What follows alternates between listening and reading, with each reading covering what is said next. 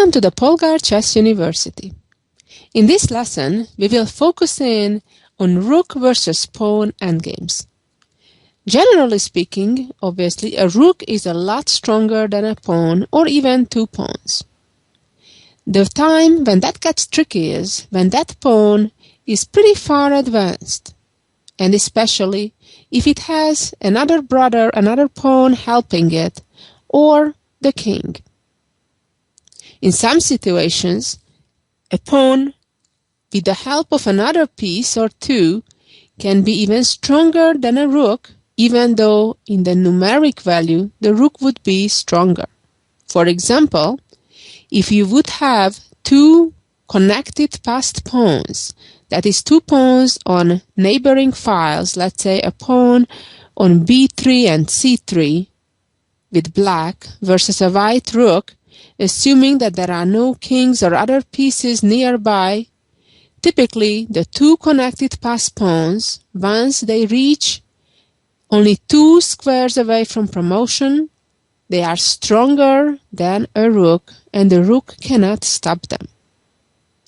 In this lesson, we'll see more complex examples on how to still prevail with the rook, and we'll see some very typical tricks for such endgames. Let's get started with the first position, which is a famous composition by the composer Moravec.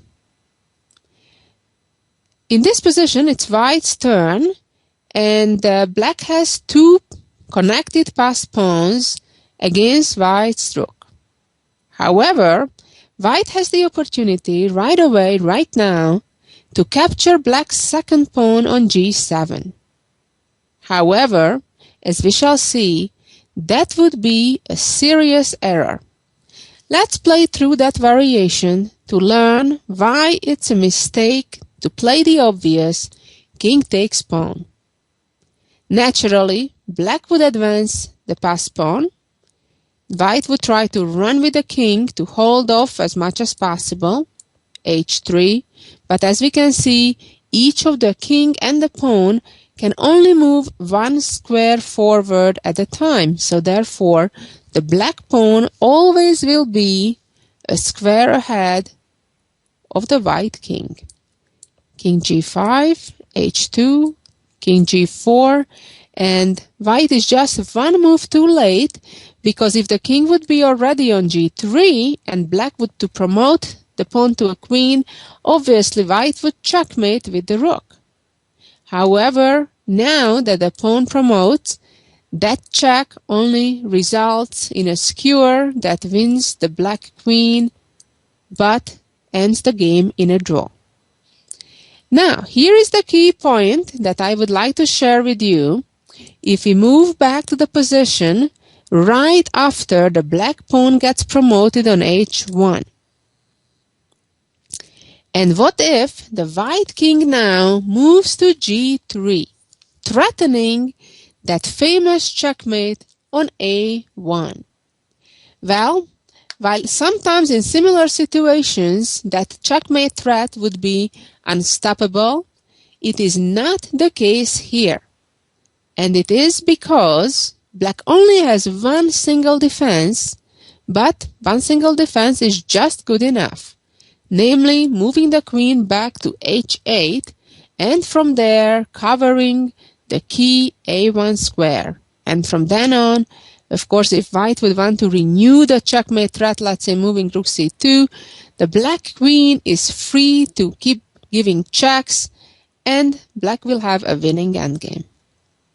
So let's go back all the way to the beginning of the endgame and see what white should do.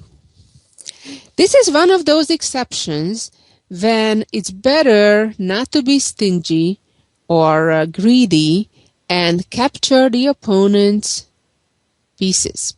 In this case, for a reason to keep that g7 pawn there where it is actually much better to play king h7 and try to follow with the same plan as we just saw, with the difference that at the end of that same variation, the black queen will not be able to move to h8 and protect that key a1 square that we talked about earlier. So let's just see what happens if black does exactly the same, and then we'll return and see other options. See what happens if black decides to advance the other pawn right away.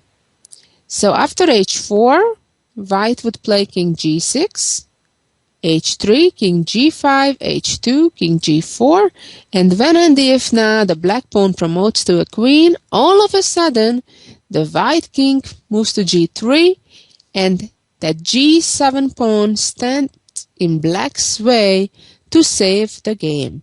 Now black cannot stop the checkmate coming up with rook a1 or the loss of the queen. For example, if king f1, rook check, and now the king cannot move to a square that would still hold on to the queen.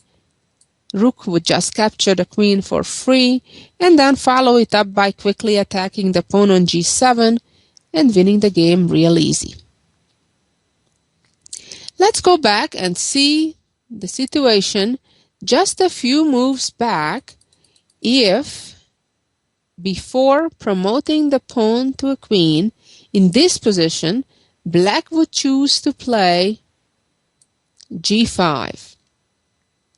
Obviously, again, white would not want to capture that pawn because then the white king would be too far away and black would simply promote the pawn and save the game.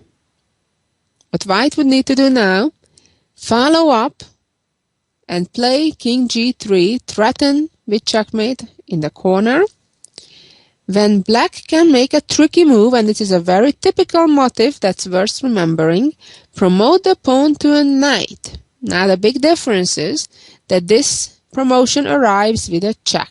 So therefore, white does not have the time at the moment to checkmate. White must get out of the check. The king moves to f3. The knight does not have an escape. And if the king would move to f1, then the checkmate would arrive again in the corner. However, black can play g4, trying to deflect the white king. White now has to capture the pawn. And amazingly, even when the knight gets out to f2, after king f3, white reaches a winning endgame. Even though the knight is not getting lost right away, it will be sooner or later, and if you're curious, you may want to check the table base that will show you by any possible black move, white will win the game within the next 25 moves. Let's go back to the beginning of this endgame because ultimately we want to focus on the rook versus pawn endgame part of this endgame right now. So we already learned that capturing the pawn on g7 would be a serious error, and the only way to win is to ignore that pawn and move the king to h7. So now let's investigate what would happen if black would push the other pawn up, keeping both pawns connected and running. Well, white would just go after those pawns, playing king g6. And now black has two ways to go. The simpler solution is to pushing the pawn on h4, when white would simply capture and run after the pawn, just like we've seen before. And the win is even simpler because now after king g3 and the pawn promotes to a knight, king f3, we reach a similar rook versus knight endgame like we've seen before, but black does not even have an extra g-pawn that could complicate or delay things. Here, as we mentioned before, black's position is already hopeless and the win is real simple. Let's go back and again look, king h7, g5, king g6, and let's see the trickier move, which is black playing g4. And quite amazingly, here a second time, white needs to say no to the obvious move. That is, to capture the pawn on h5. If white would choose to do that, Then black would advance the pawn, and after the run for the pawn and seemingly successfully winning the pawn on g2 on the next move, black actually saves the game by moving the king to the corner, threatening to promote the pawn to a queen, and if, on the other hand, the rook captures that pawn, the game is over because of stalemate. It's amazing how tricky you have to be in these endgames and how careful you have to be not to fall in a trap. Therefore, it's really crucial to be familiar with the patterns that are so typical for rook versus pawn endgames. Let's go back one more time and check out king h7, g5, king g6, g4. So what is the correct move? Similarly to the first move of this endgame, to ignore the pawn, however, follow the same plan by getting closer to black's king. g3, king h4, g2, king h3, and now the same trick does not result stalemate because black's h-pawn can still move. A beautiful endgame composed back in 1913. Let's move on to another endgame that has also a lot of tricky moments. Here we go. Again, white has an extra rook versus just 2 pawns, although this time the pawns are not connected and therefore they are a bit less powerful. Also, we can notice that the black king is a bit far away from both pawns. Yet here again, the natural move that would be to go after black's most advanced pawn with rook e1 would be an error, because black would play a5, and then when white captures the pawn, the amazing moment is that the king will move back to b4, not to b2 but to b4 with the typical pattern of shouldering. Shouldering means when a king, by its closeness to the enemy king, keeps that enemy away. So therefore the white king will have difficulty in getting to c5 or the b4 squares, compared to moving to b2 when the white king would simply run in that direction. Let's go back again to the start and see what would happen if we would bring the king right away. Well, that would be a mistake again, because king b4 again would come with the idea of getting close to the e-pawn and promote it. Therefore, white now must go after the pawn, and again, black will reach a relatively simple draw this way. But again, the crucial moment was that the black king went to b4. So what can we do about this? Quite miraculously, we can move our rook to b1 first and literally prevent the king moving to b4. Well, let's see the various options for black right now.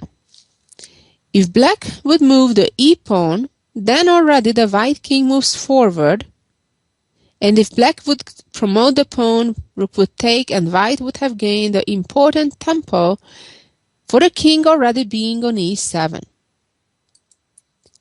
After rook b1, let's check out a5 if black immediately advances the pawn. Well, we just simply move the king, making sure that the black king cannot go to b4. King a2, and now rook e1. a3, king c5, and king b2. And now white has various ways to win, whether moving the king to b4 right away, or checking with the rook, both give a win. King b1, king b4, and king b3, reaching a very similar type of win as we saw in the previous example on the other side of the board. Again, the pawn can promote to a knight, but after king c3, black is unable to hang on to the newly promoted piece. Let's go back again to the starting position and check out the story after rook b1, which is a pretty amazing move to me. What happens if black immediately chases the rook and plays king a2? Well, naturally, the rook will run away to e1, attacking the pawn, and as we already learned now, the king cannot get to b4 without loss of time, and then it would be too late. a5, king e7. Now, if the pawn continues to advance, we're gonna win in a very similar manner as we just saw in the last variation. And now rook e2 check or king b4, either one wins, and then followed by rook e2 on the next move, and king b3. Let's go back again. Rook b1, the key move, and king a2, rook e1, a5, king e7. Let's see what happens if now black tries to still get the king to b4 and plays king b3. Well, now rook e3 again would be a mistake because this position is a draw. King d6, a4, rook e4, and the key move is to keep the white king away and play king b5 with a drawn endgame.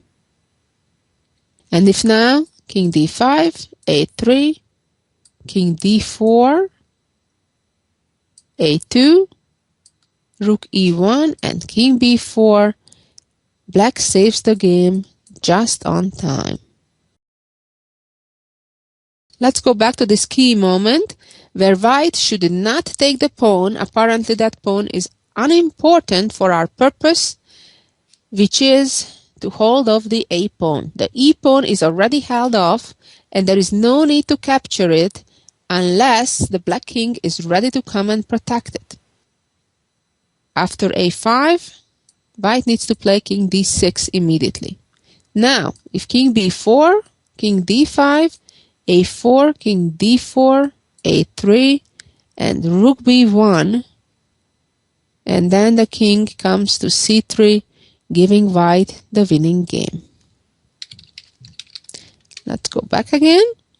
So we learned what would happen after king b4 or after a4. We're back to something we're already familiar with, a3, and now we just capture. If king b2, then king b4, and here we go with our usual story. Or if in this position the king tries to go to a4, then king c4, a2, rook e1, king a3, king c3, and black is in zugzwang. The king needs to move up, and then white wins easily. It's pretty amazing how careful one has to be in order to win such a simple looking rook versus pawn endgame.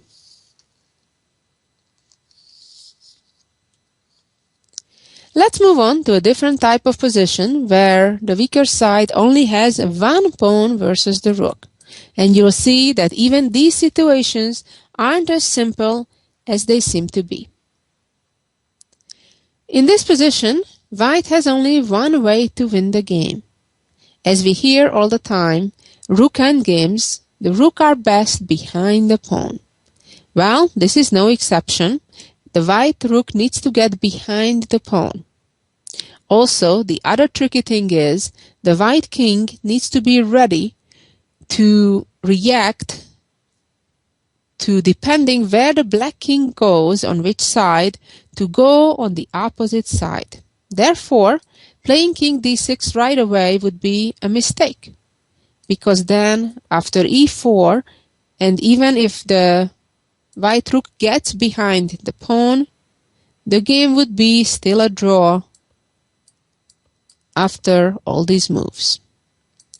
The correct way is to play king e6. And after e4, now white is ready to move the rook to g5 to put the rook behind the pawn. King d2, And now, yet another tricky move, making sure the black king moves either in front of its own pawn or away from it. King moves to c2, and now rook e5, attacking the pawn, forcing the king to move back, and the white king appears on the other side of the pawn, just on time, arriving to win the pawn. One more time. So the correct move is only king e6, being flexible to go on either side, depending on which side the black king will go, to go on the opposite side.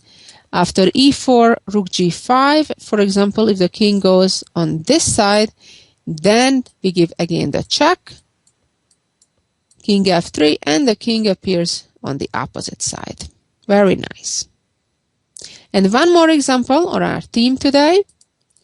In this position, the white rook is stuck already in front of the pawn and not behind. And yet, they can win, but only if they pick the very right first move. And there is only two good moves right now, but the obvious ones are not the one. Moving the rook to d1 would give away the win, because after d4 and king d7, king d5, we would reach a position of mutual zugzwang. If in this position it's white's turn, the game is a draw. While if in this position it's black's turn, white is able to win because the black king will need to pick a side, and then the white king would be ready to pick the opposite side and win. So going back to the starting position, the correct solution is move the rook to d2. Pretty amazing. And then after d4, king d7, king d5, now play rook d1, lose a tempo on purpose, make sure black gets in zugzwang, and then, depending which side black chooses, we choose the other side, and win the game, just like in the previous example. This is a famous example composed by Reti in 1928. And finally, let's see the jewel of the week. In this position, white seems to be in trouble because the black rook is about to come down on h1 to checkmate. What should we do about it? Try to take a minute or two to figure out the correct answer yourself. Then come back and see if you got it right. And here is the answer, which is rook h5. Simply prevent the checkmate. Now, on one hand, if the rook captures, we're ready to checkmate on d8, back rank checkmate. Or, if after rook h5, black captures with the bishop, then it blocks up the h5 and the checkmate threat on h1, giving white the time to play knight c6, creating an unstoppable checkmate threat with rook a7. A beautiful puzzle composed in the 18th century by Stama. Thank you for listening, and be back next week for some more chess knowledge. Bye-bye.